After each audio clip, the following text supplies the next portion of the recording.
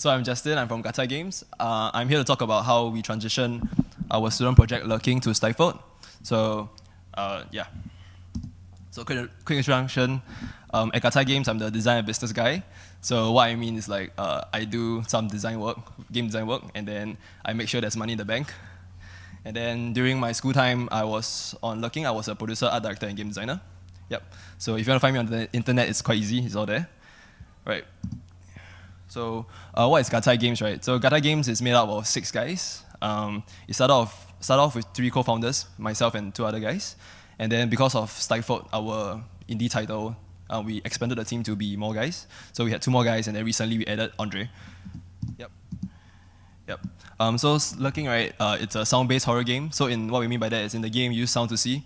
So when you're walking, you're creating footsteps. Footsteps create sounds. Sounds create pulses that light up the world. Without sound, you don't see a thing. But all the enemies in the game hear those sounds. So the more sound you make, the more you see, but it's easier to get caught. So it was produced in 6 months at Digipen. It has about 15 to 25 minutes of playtime, and it got a bunch of awards. It's because one of the awards that we got nominated for Sense of Wonder Night, and we realized like, okay, this game kind of has a bit of traction, so we decided to make it a full title. So that's kind of why Gatai Games is pursuing Stifled as a full title rather than doing other things. Okay, so Stifled, it's a spiritual successor. Not by that we don't mean it's not a sequel because Digipen owns all the rights to Lurking. So what we mean by spiritual successor is like the story is new, the art is new, everything is brand new. Yep. So yeah. So I think the biggest difference between a student project and like a commercial title, right, is really the business and legal side of things. So that's where the focus of my talk would be about. Even though the title says it's like student project to indie title, I feel like if you're working for someone now, the content might be useful for you, right? Because like you want to go indie from a job.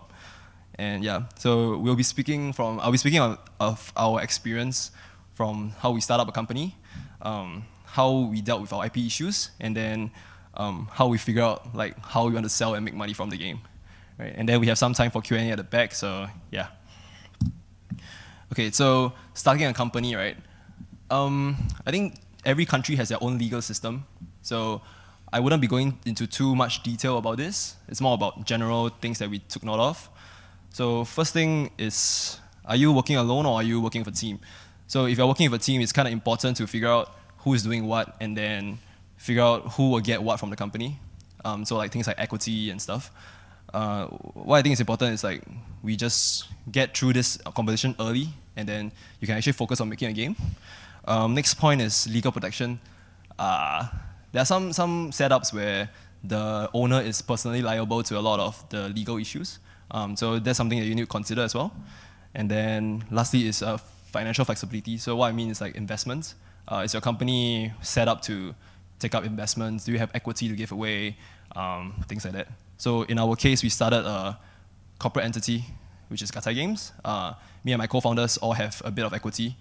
And then because of the share structure, right, we will be able to take investments if we need to. And then because it's a private entity, it has its own legal protection. It has its own legal structure. So it's like we, the owners, wouldn't be liable for a bunch of damages. Yep. And then the last point is more about if you're in a country where there has support for SMEs or like game media companies, try to understand the kind of policies that you can make use of. So for us, we started off with a bit of grant money from the government, Spring, because we are first-time entrepreneurs. And then we are working at this place called Game Solution Center. They provide like free space and then utilities. So that's really helpful. We save a lot of money from that. So if you're in a country that has that, or even if you're not sure if they have that, try to make it a point to research, and then there might be something to do. Right? Just don't be ashamed. Right? Like you need money, just take it. Right. So like what I really want to say is like learn the system and then make use of it. Right. So just understand where you're working, and then you'll do fine. Okay. Next thing is intellectual property.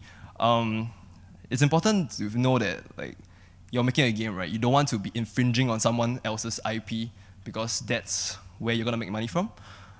So in our case, because Lurking belonged to Digipen, we decided like even though we could take the concept, because like, you can't really protect a sound-based concept, we could take the concept and run with it to make a new game. We decided to like talk to them and then try to get their support. And it turned out well for us. So DigiPen just asked for a small credit placement at the back, which is quite nice. So this may apply to you, like if you're studying, right? Your school probably owns your IP that you create. If you're working, pretty much the same thing. Your employer probably owns your IP if you're doing some prototypes in school, in the workplace. But I think I'll leave this to you guys to decide whether you want to talk to people, talk to them and try to figure something out. It worked for us, it might not work for you. Yep. And then, so after you figure out you're clear for IP, any kind of IP conflicts, right? Like in our case, we have a team of like 3 people to 6 people. Like who owns what is being created. So I think it's general good practice in the industry to have the entity own everything, so it makes everything less messy.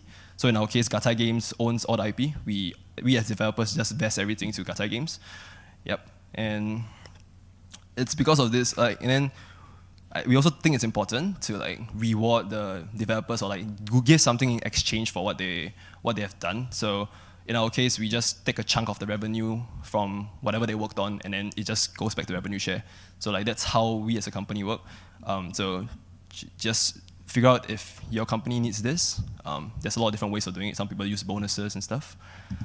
So for us, it's like protect your team's interests. Make sure you're clear on the legal side with other people, and then try to make everybody in your team happy. So it's like if everybody's happy, right, you'll probably make the best product. Yeah. Okay. Last point. Okay, so after you figure out how to start a company, you're clear of all the legal issues with IP. Next step is really figuring out how do you want to go about making money, right? Because it's a business after all. But disclaimer: we as a company haven't sold anything yet, so whatever I'm saying now, it might be total. So yeah, just take it with a pinch of salt. Yeah. So things like one thing to take note of is your platform and business models. Pretty standard now. We have the PC, consoles, mobile, and then business models, freemium, premium. These are the main ones. So Gatai Games started off doing some mobile prototypes, and then we realized we didn't really enjoy what we're doing. So from then we pivoted to doing some PC prototypes. We had a lot of fun, and then Lurking started to get some traction, and then we decided to pursue that. So for us, what worked was we did what we wanted, and then that kind of led us to the choices that we made. So because Stifle is a horror game, right, we probably, the game graphics itself doesn't work on mobile, so that's out of the question. We don't want people to play a horror game on mobile, so that's out of the question, right? And then a horror game doesn't really play well to freemium monetization, because that will probably spoil the experience. So it was pretty clear for us. It's like we're just going to go PC consoles and then just do premium, right? And then next point, once you figure out how you want to make money and where you want to make it from, how do you bring the game to your players? So I think the 2 main ways people do it now is either they self-publish on mobile, which is pretty easy, and then or you go with a publisher that will help you out with stuff. I don't think there's a right answer to this, and I'm not here to give you one because I have no idea what I'm doing anyway. So, yeah. And then just figure out what makes the most sense for you. Sorry. So regardless of whether you're planning to do self-publish or go with a publisher, right, just be open and talk to them about it. Ask them questions, see what they can offer. Because regardless of whether you go with them or not, you will learn a lot. Like when is the best time to release your game, whether your game is interesting enough, have they seen something like this? Are there any kind of shows that they recommend you to go? So even through the conversations, you'll learn a bunch of things, and then from there you can figure out whether you want to go with a self-publisher, whether you want to self-publish or go with a publisher. And then, yeah, regardless of whether you're going to self-publish or with a publisher, marketing is really important. Like nobody is going to care if you don't make them care, right? It's just you just need to tell people about your game. So like try to be active on social media. Like for us, we were quite active on social media. We were active on like free game sites on Lurking, and then we went to shows and told people about our game. And then I think that helped us a lot because we got to meet a lot of people, figure out what kind of game makes sense for the market. Yeah. So if you have a good game, try to give it the best chance of survival. Don't just throw it out in the wild and then nobody will know about it. Yeah. So I think my talk was pretty short. I think it's done. So what I meant is like, for us, what worked was we let the game guide our decisions. We worked on the game that we wanted to, and then everything else kind of fell into place. Yep. So yeah, it's time for questions. Yeah.